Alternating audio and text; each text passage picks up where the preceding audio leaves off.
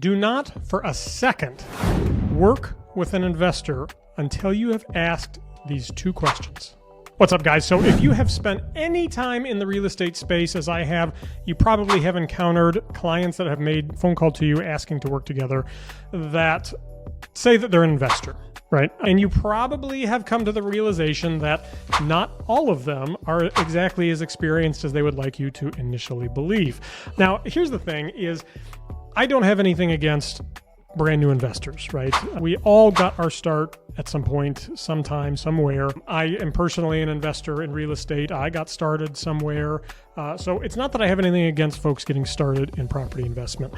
What I know to be true, though, is that the number of folks who intend to get started in real estate investing, as compared to those that actually do it, it is a huge discrepancy. A lot of times folks, when they're still in the thinking about this stage, will come to you and they want you to start dedicating your time and your effort and your resources, taking time away from your other clients and your family and friends and hobbies, dedicating it toward their cause, when the truth of the matter is that they don't even really know that they want to do this yet. And let's be honest, most of them choose ultimately not to. And so I am absolutely a big proponent of working with investors. But for me, it's got to be somebody who has a proven track record of being a property investor before I'm willing to dedicate those resources to them. And so I weed out the masses with two simple questions, and I'm going to give them to you right now. The first question I ask when they call me up and they say, "Hey, Alex, I am a real estate investor, really want to get started working with you," I say, "Awesome. I'm so excited you called. So I'm super curious.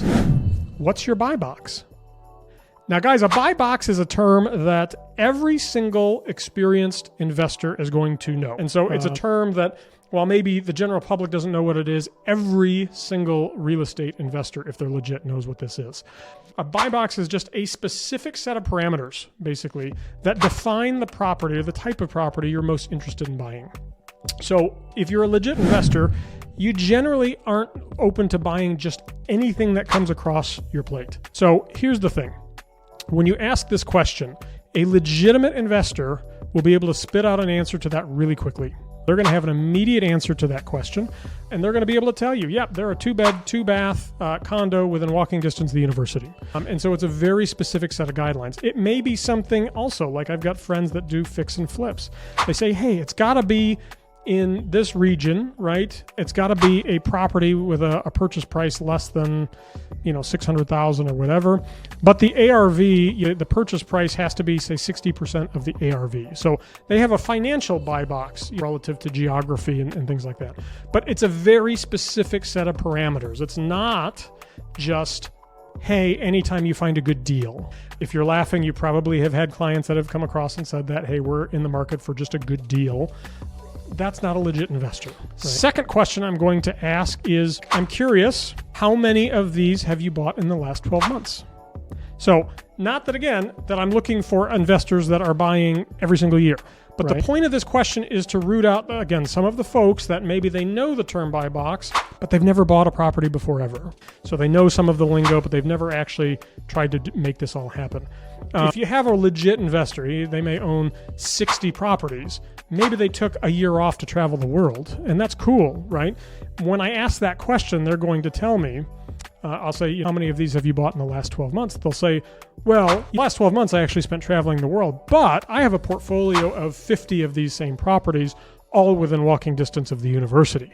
In which case, awesome. I know I'm dealing with the right type of investor for my business. I'm looking for folks that have experience and that I'm not going to have to do on-the-job training with, because frankly, it's just, I don't have that kind of time in my business now to do on-the-job training with an investor.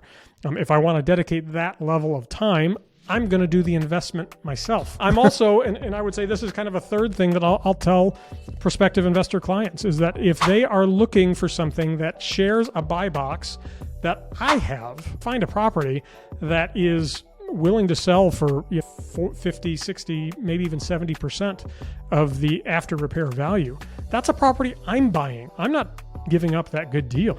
I'll just tell them straight up that, look, I would love to be able to earn your trust in your business. And at the same time, I got to be honest with you, if I find a property like that, there's zero chance I'm giving it to you because I'm going to take it myself. But, I think that the number one thing to do, guys, is weed through the 98 or 99% of these folks that are just dipping their toe in this, right? They're wanting you to do the homework for them so that they can determine whether or not this is something they really want to pursue. I'll tell you, the folks that are really legit and serious about this, they don't need anybody to do homework for them. You're not going to have to do on-the-job training with them. Those are exactly the clients I'm looking for. And those two questions that I pitch them help me determine exactly who those clients are and who they aren't.